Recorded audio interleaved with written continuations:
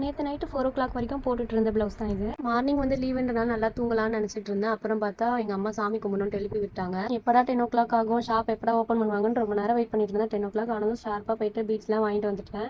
அப்புறம் என் மாமா பொண்ணுக்கும் ஆஃபீஸ் லீவுன்னு சொல்லியிருந்தா சரி 2 பேருக்கும் இன்னைக்கு லீவுன்றனால வெளியே எங்கன்னா போகலான்ட்டு பார்த்துருந்தேன். 4 ப்ளவுஸ் ஃபுல்லாக முடிச்சாச்சு. போனதுமே ஃப்ரீ பஸ் வந்துச்சு. எங்கே போகிறதுன்னு தெரியாமல் 2 பேரும் கடைசியாக சரி வள்ளுவர் கோட்டம் போகலான்ட்டு அங்கே போனால் சரியான கூட்டம். அங்கே போனதும் 6:30க்குலாம் இந்த மாதிரி ஷோ நடக்குது அப்படின்னு சொல்லியிருந்தாங்க. போய் பார்க்கவே ரொம்ப சூப்பராக இருந்துச்சு. வள்ளுவரோட வரலாறு சொல்லியிருந்தாங்க. அது முடிஞ்சதுமே இந்த சைட் பார்த்தீங்கன்னா லைட் ஷோ நடந்துட்டு இருந்துச்சு. அதுவுமே பார்க்க ரொம்ப சூப்பராக இருந்துச்சு. ஃபுல்லாக பார்த்து முடிக்கிறதுக்குள்ள டைம் ஆயிடுச்சு. 2 பேரும் கிளம்பி வாங்கன்னு ஃபோன் அடிச்சுட்டே இருந்தாங்க. இதுக்கு மேலே இருந்தால் எங்கள் 2 பேருக்கும் மரியாதை இருக்காதுன்னு நாங்கள் 2 பேரும் கிளம்பி போய் ஒரு 8:30 வீட்டுக்கு வந்துட்டேன். வந்ததும் சாரி ஸ்டிச் பண்ணிட்டு ஃபால்ஸ் வைக்கணும்னு சொல்லி கொடுத்துருந்தாங்க. என்னடா மார்னிங்லேருந்து எதுவுமே நடக்கல, டே ஸ்மூத்தாக போகுதுன்னு நினச்சேன். அவ்வளோதான், மிஷின் வந்து கொஞ்சம் மக்கர் பண்ண ஆரம்பிச்சிச்சு. நைட்டெல்லாம் விடாமல் ஸ்டிச் பண்ணனால என்னவோ அது வந்து ஒர்க் ஆகல.